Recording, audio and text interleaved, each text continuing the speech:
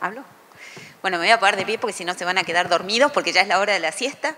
Y por otra parte también quería decirles que estoy muy contenta de estar acá. Me da un poco, ahora veo que encienden un poco más las luces y les puedo ver los rostros, porque eso de hablar a oscuras me angustia un poco, porque parece que uno no puede dialogar, que es un poco también la intención, a pesar de que esto está anunciado como una conferencia magistral, lo cual me parece terrorífico. Bueno, muy bien. Me olvidé acá el control. El tema es un tema árido, terriblemente árido. Por eso, antes de empezar con la cuestión más estrictamente jurídica que nosotros vamos a tratar, me gustaría empezar con, es maravilloso ver los rostros, la verdad es que muchas gracias a los de iluminación que hicieron esta maravilla de que pueda ver los rostros de las personas que están acá. Me gustaría empezar con contextualizar lo que voy a decir. Lo que yo voy a decir, todo lo que viene a partir de aquí tiene que ver con personas, es decir, con personas que son menores de edad, que están en situaciones de diverso grado de vulnerabilidad, pero que tienen un denominador, en principio, ya vamos a ver que después eso también hay que matizarlo, común. ¿Y cuál es ese denominador común? El denominador común es que están enfermas. Que son menores de edad y que están enfermas. Ahora, todo lo demás es completamente variable. Todo lo demás varía completamente. ¿Por qué? Porque el enfermo puede ser un niño que llega a Casa Cuna, Pedro Elizalde, del hospital que recién mencioné, de donde viene el doctor Garrote, ¿no? Donde estaba antes el doctor Garrote. Y ese puede ser un niño migrante. Entonces, un niño migrante, enfermo, que ahora se han agilizado los turnos en la Ciudad de Buenos Aires, la cosa es más rápida, pero antes tenían que hacer muchas horas de cola, levantarse muy temprano, llegar, esperar para ser atendidos y obtener un turno, y si no lo obtenían para ese día, ahora mejoró mucho todo eso, ¿no? Tenían que volver, ¿no?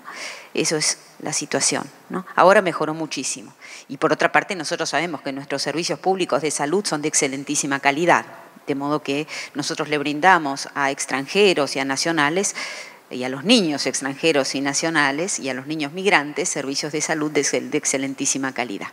Pero lo mismo un niño que va a un hospital privado, es un niño que está enfermo. ¿Y qué genera la enfermedad? Incertidumbre, una enorme incertidumbre. Es decir, un niño que tiene un futuro por delante y donde la vida se ve como maravillosa, de repente se encuentra con un llamado de atención de algo en lo que somos solidarios, que es la finitud. Llamado de atención de que no somos omnipotentes a pesar de que seamos niños, sino que la muerte puede estar golpeando la esquina. Por ahí es una pavada, por ahí es una gripe, por ahí no va a pasar nada. Pero es la conciencia de la finitud, es la conciencia de la finitud. Entonces, este es el escenario. Ese niño puede estar acompañado por sus padres, o no, sus padres pueden estar en Bolivia. O ese niño puede estar institucionalizado en lugar de estar acompañado por sus padres. O ese niño puede haber sido encontrado en la calle. O ese niño puede estar consumiendo paco. Las situaciones son completamente diversas. Problema de salud puede ser un problema de salud física, también puede ser un problema de salud mental. Entonces, todo este elenco de situaciones en las cuales nos encontramos, que varían sustancialmente, porque nosotros pensamos esencialmente en un modelo de niño cuando hablamos de consentimiento, y yo quiero partir de esa idea. Cuidado, cuando miremos ahora lo que dice brevemente, voy a pasar por el Código Civil y Comercial, ¿en qué modelo de niño está pensando el Código Civil y Comercial? No sea que esté pensando en el de Barrio Norte, en Buenos Aires, o de una zona acomodada aquí en La Plata, que vaya a colegio privado y que pueda tomar sus propias decisiones, porque por ahí no es lo mismo que el niño migrante, que el niño que trabaja, que el niño que a lo mejor está expuesto a la delincuencia y que llega con un problema de salud. Y que está solo. Y que no ha tenido las herramientas como para tomar las decisiones y como para entender la comunicación de la información que se le transmite, para prestar el consentimiento de la misma manera que el niño que fue a un colegio público, que está un colegio privado, bilingüe, trilingüe, que además de eso está acompañado por todo el entorno familiar y que en ese sentido tiene un acompañamiento y una sustentabilidad de cualquier tratamiento médico que está asegurado. Entonces son escenarios completamente distintos. El único hilo que conecta es que tiene menos de 18 años y que está enfermo. Ahora sí. Muy bien. Ahora tengo que avivarme de cómo se pasan estas diapositivas. De abajo. Yo lo quiero pasar de arriba, quiero ir a la anterior de la del principio, o sea, estoy bárbara. Dice Marie Beloff, en un libro muy bueno que se publicó el año pasado. Como se advierte de la lectura de todos estos artículos, el nuevo Código Civil y Comercial, está hablando de los artículos del Sistema Interamericano de Derechos Humanos, el nuevo Código Civil y Comercial argentino parece estar basado al mismo tiempo sobre teorías opuestas, sobre dos teorías opuestas. Por un lado, contiene reglas claramente paternalistas, justificadas, agrega ella. Y por otro lado, adopta regulaciones propias de los enfoques liberacionistas que equiparan a los niños con los adultos. Lo dice una experta. Ahora, ¿a dónde hago el cambio? Perdónenme, que soy tan... pero yo estoy apretando y no se mueve. ¿Juro? Debo estar apretando la equivocada, perdón. Estoy haciendo un papelón fenomenal, pero así se despiertan.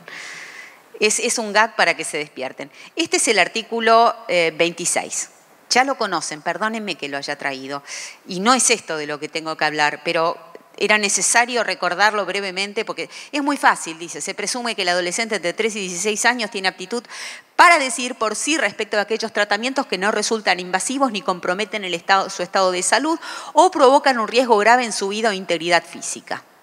Si se trata de tratamientos invasivos, y aquí definir qué es invasivo y qué compromete el estado de salud o pone en riesgo la integridad o la vida es un escenario amplísimo, ¿no? Pero fuera de eso, el adolescente debe prestar el consentimiento que se llama asistido, ¿no? Con sus progenitores. El conflicto se resuelve teniendo en cuenta su interés superior y sobre la base de la opinión médica respecto de las consecuencias de la realización o no. ¿Quién decide el conflicto? ¿Quién decide el conflicto? ¿Dice ahí quién lo decide? Nosotros asumimos que es el juez, pero ahí no dice quién lo decide. Podría ser la autoridad administrativa, podría ser el mismo cuerpo médico, podría ser el comité de ética del hospital, no dice en ningún lado quién lo decide. A partir de los 16 años, el adolescente es considerado como un adulto para las decisiones atinentes al cuidado del propio cuerpo. Cuando uno enseñaba esto, recién aprobado el código, decía, es muy fácil, son 3 estantes, en realidad son 2 estantes, de 13... Todo lo que llega hasta los 13, en donde está la representación de los padres, de 13 a 16, en donde el niño, siempre y cuando tratamientos no sean invasivos o no agredan suficientemente su integridad o su vida, toma las decisiones por sí mismo y si no, las toma con sus progenitores. Hay conflicto, decide el juez, esa es la interpretación que ustedes van a ver en la mayoría de los textos, y de los 16 en adelante es un adulto, toma todas las decisiones solo. Era súper fácil, era un minuto. Pedir que te den una clase sobre esto parecía una broma. Bueno, en realidad no es tan simple. Solamente ese artículo tiene todo esto. Tiene reglas con categorías etarias, reglas de presunciones. Se presume que de 13 a 16, es decir, que esa presunción admite prueba en contrario y puede ser desarticulada. Ahora, ¿quién la desarticula? La presunción no está indicado. Además tiene una ficción legal. Ese artículo termina con la ficción de que el niño de 16 es equivalente a un adulto. Eso es una ficción que no admite prueba en contrario. Lo único que puedo hacer cuando vea a un niño de 16 años que no esté con capacidad de consentir es intentar la declaración de restricción a la capacidad para tratar de hacer un bypass sobre su facultad de consentimiento. Pero es un niño de 16, que para todo lo demás tiene representantes legales. Entonces, hay una ficción legal, hay presunciones, hay categorías etarias, son 3 mecanismos distintos de regular la capacidad en un solo artículo. Sigo, hay una regulación diversa de la capacidad según el objeto sobre el que versa el consentimiento y hay una regulación diversa de la capacidad según la gravedad que tenga el acto médico. Y finalmente tenemos sistemas de consentimiento asistido y sistemas de consentimiento independiente. Más aún, todo esto juega con todas las reglas descodificadas que tenemos en el Código Civil, que son las de consentimiento para cambio de sexo, por ejemplo, las de donación de órganos, las que tienen que ver, las que están en otras partes del Código Civil referido al testamento vital, y otras reglas más que enseguida les voy a mostrar en un documento que preparé que vamos a ver muy por encima porque la intención no es hacer esto que después lo va a hacer el doctor Carlos Muñiz, que está más adelante en el día de hoy. Categorías etarias. Tenemos niño, niña y adolescente de más de 10, de más de 13, de más de 16, emancipado de más de 18, de más de 21 y hasta 25. Todas esas edades tenemos en el código. Quiere decir que cuando nos dicen que la capacidad se rige por la autonomía progresiva, olvídense, se rige por la autonomía progresiva y por todo esto. Segundo, tenemos la autonomía progresiva del artículo 5, que está en el artículo 24 y que está un poquito implicada en el 26. Tenemos reglas sin indicación de edad, en la que el niño podría tomar una decisión en cualquier edad. Por ejemplo, cambiar de sexo. ¿Ustedes saben que un niño puede cambiar de sexo en Argentina en cualquier edad? Registral. Basta que vaya con su representante legal y un abogado. Y ya hubo casos de niños que van a los 5 años al registro civil a cambiar de sexo. Entonces, sin indicación de edad, toda edad es lo mismo.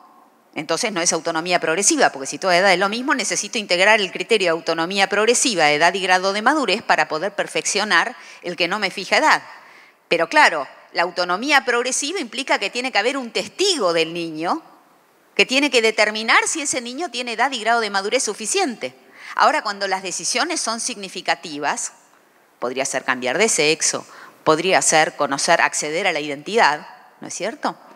En cualquiera de los casos, la propia identidad de los expedientes de adopción, que acá son todos expertos, ustedes saben lo que contiene un expediente de adopción, cuáles son los orígenes de un niño en la adopción en la Argentina. El último caso que tuve, el último caso que me tocó, yo no estoy ejerciendo en este momento, el último caso en el que me tocó, el padre era asesino y la madre también. El padre había fallecido en la cárcel en una reyerta. Eso es acceder a un expediente de adopción. No todos los casos son iguales, por supuesto, ¿no? Pero son todos casos muy dolorosos. El niño en cualquier edad, a cualquier edad puede acceder al expediente de adopción sin límite de edad. ¿Quién evalúa? Ahí está cuidado, porque el que va a evaluar es un personal capacitado, que es el que va a recibir la petición en el ámbito de un proceso jurisdiccional. Pero el que evalúa si el niño tiene capacidad o no para hacer un cambio de sexo registral es el personal administrativo que atiende. Entonces, determinar la capacidad para cuestiones que son inherentes a la vida personal tiene en realidad la arista de que expresa la garantía de la autonomía progresiva de los niños que tiene que proveer el Estado. Aun cuando el Estado no sea el protagonista de esa determinación, es protagonista porque es garante, aún en las reglas de determinación de la capacidad que establecen el Código. Muy bien, luego tenemos el sistema de presunciones. Ahí otra vez, en la medida en que se privatiza la determinación de la capacidad, necesariamente estamos en una determinación que es un poco, no resulta clara todavía quién la tiene que ejercer. En general funciona bien, a veces no funciona bien. Finalmente, el sistema de consentimiento asistido, ¿no? El sistema de consentimiento asistido es cuando deben converger. El sistema inglés el derecho inglés habla de un sistema de esclusas, no se tienen que abrir las dos esclusas, ¿no? Tiene que querer el niño, tienen que querer los padres, y si no están de acuerdo, entonces tiene que decidir un tercero, que normalmente es el juez, pero puede ser el médico. Derecho a la intervención en la decisión. De ese estándar, ¿se acuerdan? Está en la Ley de Derecho del Paciente, que sigue vigente.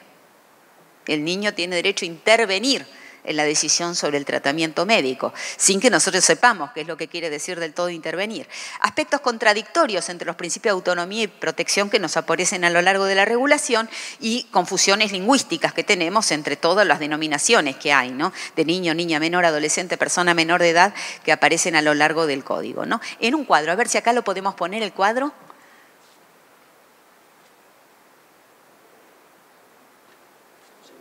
Sí. Les cuento que hice un cuadro para ustedes, de veras para ustedes, ¿eh? Estuve trabajando, porque debe haber sido todo el día ayer entre lo que estuve leyendo y trabajando y qué sé yo, para hacer este cuadro, para traérselos hoy, que me dio bastante trabajo. Bueno, este cuadro contiene lo que yo pude encontrar de todo lo que vengo buscando hace varios años sobre las regulaciones que contiene el Código Civil y Comercial, la legislación descodificada en materia de menores, de personas menores de edad. A ver si podemos ir hasta abajo. Son 4 páginas.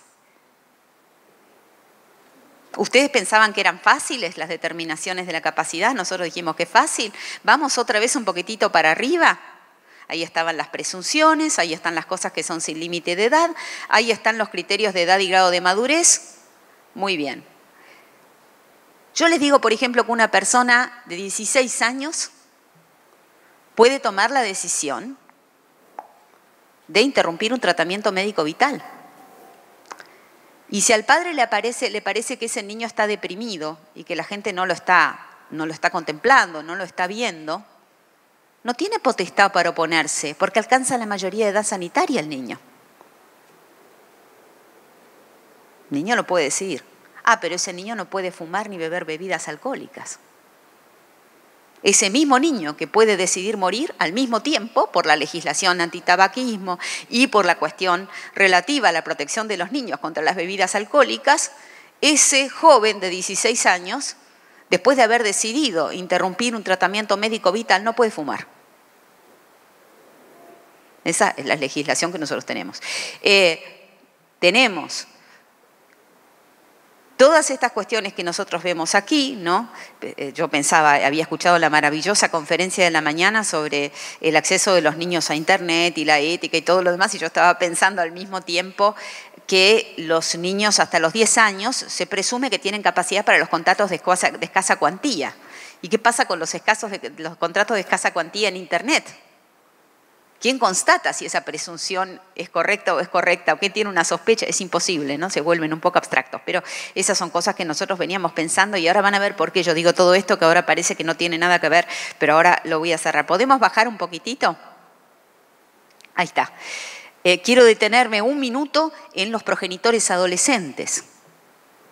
Se supone que en lo que tiene que ver con la salud reproductiva, al menos así lo interpreta una parte de la doctrina, los progenitores, las personas adolescentes pueden primero recurrir a la salud reproductiva, es decir, los métodos de salud reproductiva. En principio, dice alguna doctrina, lo pueden hacer sin necesidad de recurrir a sus progenitores o sin que sus progenitores sean informados por el derecho a la privacidad. La cosa avanza con que podrían recurrir al uso de las píldoras del día después y sigue hasta el punto de discutir cómo jugaría esto con el aborto, ¿no es cierto? Si un menor, una niña de un adolescente de 13 años está embarazada, puede recurrir al aborto sin que los padres estén enterados de que ella va a recurrir a esta situación. Y entonces hay alguna doctrina que dice que sí. Pero después resulta que nosotros vamos a ver progenitores adolescentes y a ver si dice ahí, pueden ejercer la responsabilidad parental, dice abajo, pueden ejercer la responsabilidad parental respecto de los niños, pudiendo decidir y realizar por sí mismos las tareas necesarias para su cuidado, educación y salud. ¿Podemos ir un poquitito más abajo? Dice, sin embargo, gracias, derecho de veto, las personas que ejercen la responsabilidad parental de un progenitor adolescente, es decir, los que están a cargo del progenitor adolescente, que tenga un hijo bajo su cuidado, pueden oponerse a la realización de actos que resulten perjudiciales para el niño. Entre esos actos menciona si el progenitor omite realizar las acciones necesarias para preservar su adecuado desarrollo y potencia la cuestión diciendo que si la adolescente quiere dar en adopción al niño, entonces necesita el consentimiento integrado. Con lo cual, si pudiera abortar, podría abortar sin el consentimiento de los padres, pero para darlo en adopción necesitaría el consentimiento integrado de sus padres. ¿Por qué digo todo esto? No es solamente por el gusto de pelear. ¿Puedo volver al PowerPoint? No es solamente porque vine con ganas de discutir y que vine quejosa, sino todo lo contrario, porque tiene que ver con lo que ahora voy a decir, que es más inmediato de la conferencia. Vio que vuela el tiempo. Ahora paso a la siguiente. Quiero que se produzca el milagro y pase sola. Bueno, ¿qué es lo que podemos decir en un primer balance? Y qué era el punto que yo quería hacer. Me parece que nuestro sistema de capacidad merece una revisión integral a la luz de los principios que nosotros vamos ahora a ir tratando y que un poco queremos ilustrar con el derecho comparado, los principios que ilustran, que nos van iluminando en los cambios sociales y en los cambios en realidad incluso médicos y culturales que vamos afrontando. Y estas son tendencias que un poco quiero discutir. El sistema de capacidad de la niñez podría beneficiarse con estructuras más armónicas, es decir, que un chico que puede interrumpir sus tratamientos vitales a los 16, al mismo tiempo puede elegir fumar o no, que no pueda elegir fumar ni puede interrumpir sus tratamientos vitales a los 16, o mejor todavía, que pueda tomar esas decisiones cuando tenga la capacidad suficiente como para hacerlas y no porque tiene 16. Eso me gustaría todavía más. El sistema de capacidad de la niñez requiere ser pensado a fondo y, si fuera posible, ser simplificado. ¿Por qué? Porque en la medida en que nosotros privatizamos el sistema de determinación de la capacidad y quien determina la capacidad es una persona que no necesariamente está capacitada a tal fin, necesitamos reglas más simples. No pueden ser 4 hojas. No pueden ser 4 hojas. Necesitamos que sea 3 o 4 criterios, 3 o 4 valoraciones que sean más o menos sencillas y, en todo caso, para las personas que son expertas o que tienen que determinar la capacidad, tiene que haber protocolos simples. Y esos protocolos tienen que estar muy claros cuando los actos sobre los cuales se van a tomar decisiones tienen gravedad o tienen implicancias graves y irreversibles. De la eficacia del sistema de capacidad depende la garantía del verdadero ejercicio de la autonomía y la libertad del niño. Y el Estado, en sus 3 poderes, es garante de esa libertad. Porque es garante del futuro y del proyecto de vida del niño. Es garante de que ese niño pueda tener un futuro, como dice la Corte Interamericana. Muy bien, ¿cuáles son los criterios en materia de salud? Esto lo vamos a pasar volando porque prefiero la parte de derecho comparado. Diversidad de regulación de acuerdo al objeto del consentimiento, diversidad de regulación de acuerdo a la materia del consentimiento, algunos problemas que vienen de las categorías etarias, los problemas que derivan de edad y grado de madurez y el tema de la mayoría de edad anticipada. Fíjense lo primero, diversidad de regulación de acuerdo con el objeto. No es lo mismo consentir un tratamiento médico que el derecho a participar en la decisión, el derecho a intervenir o el derecho a ser oído en la decisión. Ni tampoco es lo mismo que el derecho a recibir la información. Una persona que no puede decidir, un niño que no puede decidir porque es muy pequeño, igual tiene derecho a ser informado. Tiene derecho a ser informado de una manera en que él lo pueda comprender, de una manera en que, como hice una investigación muy interesante sobre el Alzheimer el año pasado, con 40 profesores de diversas partes del mundo y de diversas especialidades, y es muy interesante porque el médico generalista, el médico clínico, decía que observando entrevistas con pacientes que presentan los primeros signos de Alzheimer, lo primero que notaron es que los médicos se dirigían al acompañante e ignoraban la presencia del paciente de Alzheimer, como si no existiera, siendo que era su vida de la que se estaba hablando. Y entonces miraban al que estaba al lado y le explicaban la situación al que estaba al lado, ¿no? Entonces, lo mismo pasa un poco con los niños, ¿no? Está el padre al lado y uno se dirige a los padres. Pero es sobre el niño, de quién se trata. El de cuyus, el de quién se trata. Entonces, lo que es necesario es que lo que seguro tiene el niño siempre, a cualquier edad, y según, claro, su grado de desarrollo con un bebé, aunque yo le explicaba a mis chicas, yo a lo mejor porque estoy loca, ¿no? Pero aún cuando eran bebés yo tenía la costumbre de explicarles las cosas, ¿no? Pero a mí me parecía que, aunque no entendieran lo que yo estaba diciendo por ese sistema, por esa organización senestésica, aunque sea, percibían que uno las estaba tratando como personas y les estaba compartiendo una vida en la que uno tomaba decisiones porque ellas todavía no las podían tomar por sí mismas nada más. Entonces, derecho a recibir la información. Derecho a participar también tienen. Eso no significa que ellos decidan, pero sí que sean interlocutores porque es de ellos la enfermedad.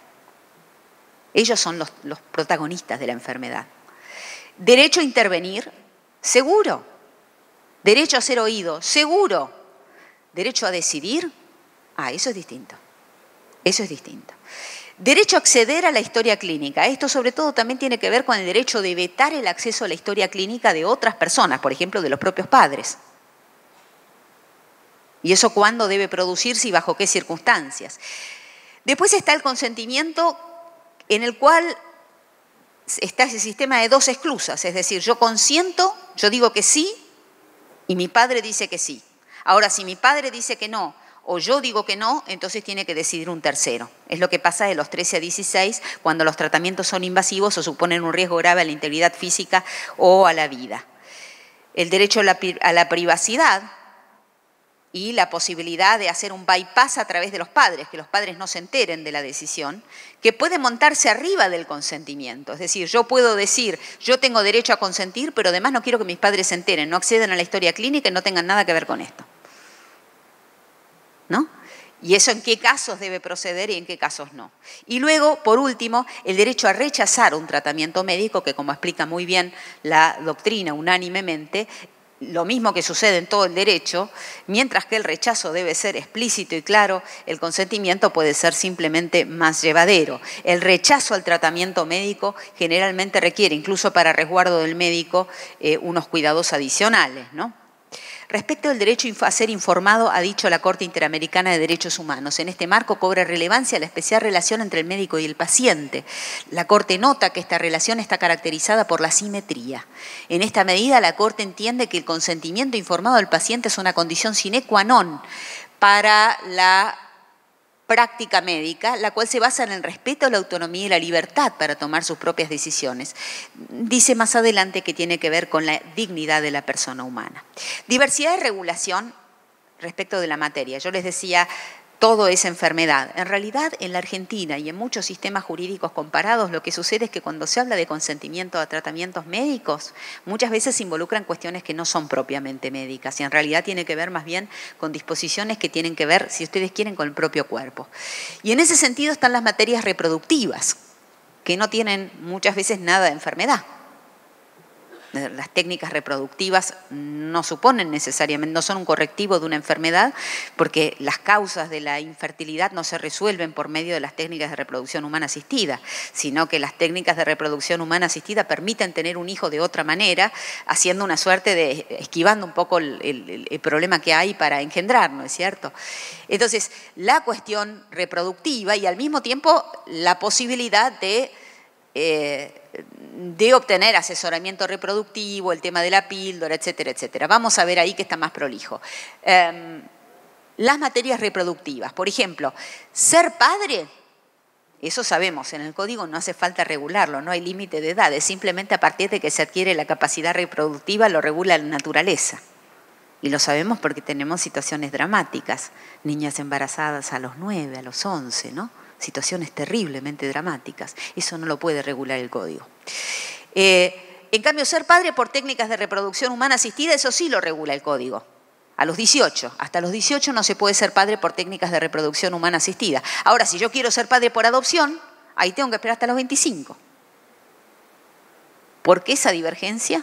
Yo no lo sé. No es que yo diga que esté mal que la adopción haya que esperar hasta los 25, es que no entiendo por qué para tener hijos por técnicas de reproducción humana asistida los puedo tener a los 18, porque la naturaleza es ingobernable, pero las técnicas son gobernables. Entonces yo no entiendo por qué para adoptar, por los niños que hay, tengo que esperar hasta los 18 y tengo que esperar hasta los 25 y para las técnicas a los 18 ya están, ¿no? Reconocer un hijo puedo hacerlo a los 13. ¿No? Dar a un hijo en adopción, puedo hacerlo a los 13, pero para darlo en adopción, como dijimos, necesito el consentimiento asistido. Abortar, bueno, está dudoso, ¿no? En general, casi todos los casos que nosotros hemos visto supusieron una integración entre los referentes afectivos o las personas que contenían a los niños, por lo menos los que se han judicializado y de los que tenemos conocimiento, y los niños mismos, ¿no es cierto?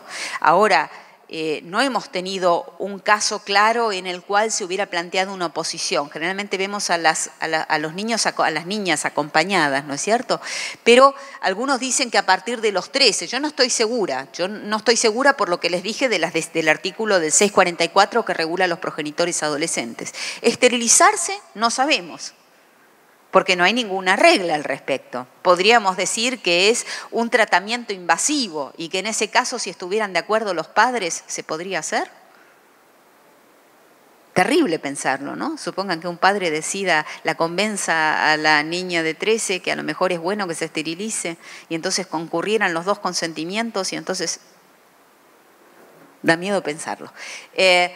La píldora, ya sabemos, los chicos tienen derecho a partir, por lo menos seguros de los 13 años, a ir a un hospital y adquirir el asesoramiento relativo y probablemente también la medicación y el asesoramiento reproductivo, aunque no está muy claro cuáles son los límites ahí. Bueno, muy bien. Tratamientos médicos curativos, ahí tendremos que distinguir entre los no urgentes y los urgentes y los vitales, en los cuales los médicos pueden tomar decisiones a veces de manera inconsulta, ¿no? Con o sin riesgo a la vida, la integridad física, ya vemos que todo eso tiene un tratamiento divergente a partir de los 13, y el derecho a interrumpir los tratamientos médicos vitales, que aparece a los 16. Ahora yo les voy a contar un caso que es real. Una niña empezó a ser abusada sexualmente por su medio hermano, que convivía en una casa de hacinamiento en la Villa 31 de Buenos Aires. La niña no soportaba la situación porque además en la casa había violencia. El padre participaba en una red de tráfico de drogas, la madre también. Solía haber episodios de violencia, incluso con armas y situaciones muy desgraciadas. En algún momento, entre el abuso y toda la situación de violencia y demás, la adolescente en ese entonces tenía 13 años, no soportó más, y vieron esas construcciones precarias que hay en la Villa 31 en Buenos Aires cuando vienen por la autopista, se tiró desde el 3er piso, se fracturó la pierna, la llevaron al hospital de niños. Cuando lo llevaron al hospital de niños descubrieron que tenía cáncer. Fue pasando el tiempo, qué sé yo, digamos que esta chica, en lugar de tener 13, tuviera 16. A esta chica no la fue a visitar absolutamente nadie al hospital. Nadie de la familia. Absolutamente nadie. Vinieron unos matones que mandó el padre y nada más. Digo porque yo hago servicio social a veces. Entonces el caso lo conozco de ahí. Entonces lo que sucedió fue que una vez que vieron que se iba a quedar en el hospital, empezó a venir, ¿saben quién? El medio hermano que la abusaba. Ahora a esa chica le preguntan si quiere operarse. Yo me pregunto si esa chica va a estar en la misma situación para decidir que otro chico de 16 años que tenga cáncer y que tenga que operarse porque le van a amputar una pierna. ¿Qué hacemos si esa chica dice que no? Ese es el problema de la ficción. El testamento vital puede decidir interrumpir tratamientos vitales, pero no puede hacer testamento vital hasta los 18. Ablación de órganos. Para donación de células hematopoyéticas no hay límite de edad, que es lo de la médula ósea, y a partir de los 18 a parientes. Ahora, puede decidir morirse, pero no puede decidir donar sus órganos. Y tratamientos psicológicos es un tema que todavía debería abordarse mejor. El tema de la identidad de género ya se los conté. Registral sin límite de edad, hormonal, hay unas discusiones bárbaras, pero son de naturaleza médica.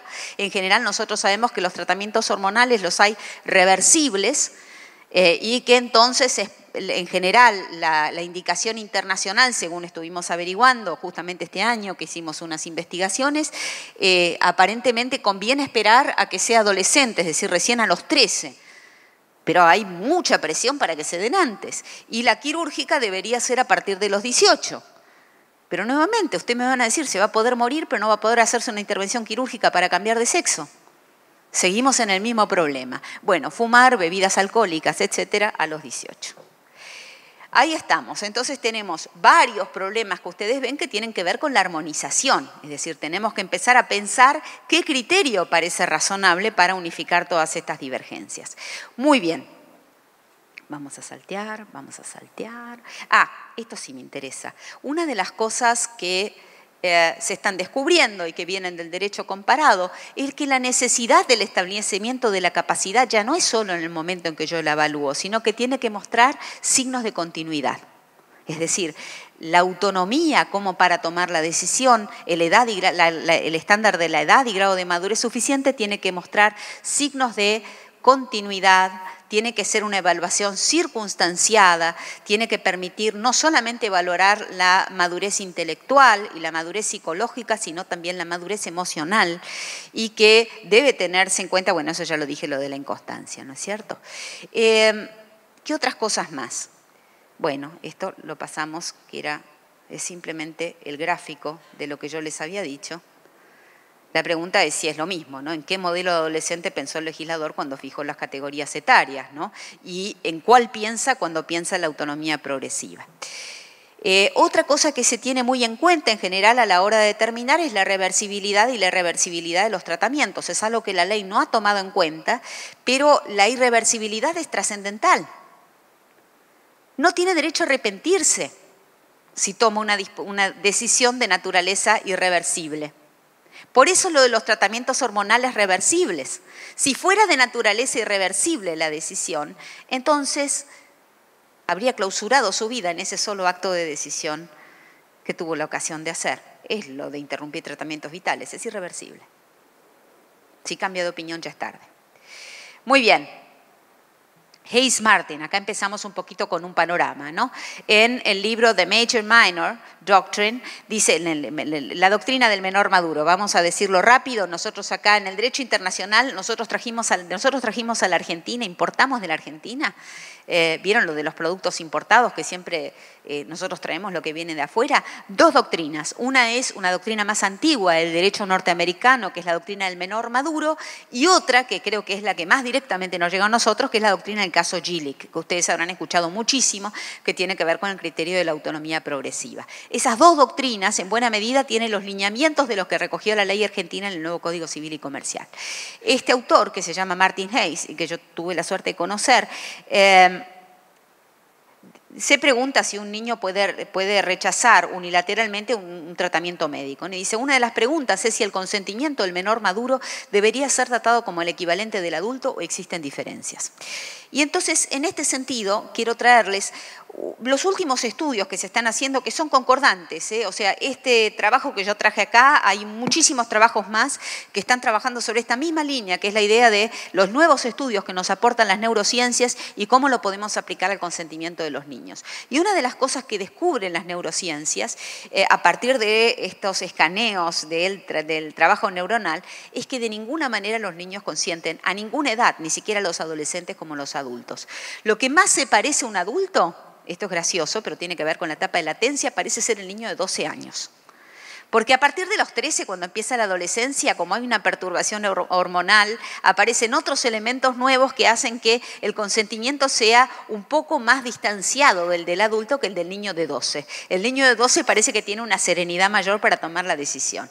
Fíjense, una de las cosas que ellos dicen es que en general a los adolescentes y a los niños les cuesta mucho ver las consecuencias a largo plazo de sus decisiones, que tienen un alto grado de impulsividad, que deciden de manera igual, de manera serena, de manera parecida a la de un adulto cuando están en contextos serenos, que cuando están en contextos angustiados se les perturba el juicio, no tienen resistencia al estrés, que no tienen control adecuado de impulsos hasta los 21 años, que tienen una respuesta afectiva muy elevada y muy difícil de controlar, y que los sistemas de imaginería que ellos hacen de imágenes del funcionamiento neuronal demuestran que hay grandes dificultades, o sea, grandes desarticulaciones entre el juicio que hace un adulto, que puede asesorar mejor los riesgos y las diferencias, que un niño, ¿no? Y entonces, según este autor, lo que sería necesario hacer sería una revisión completa de lo que nosotros hasta ahora consideramos a la luz de estos avances, ¿no? Bueno, este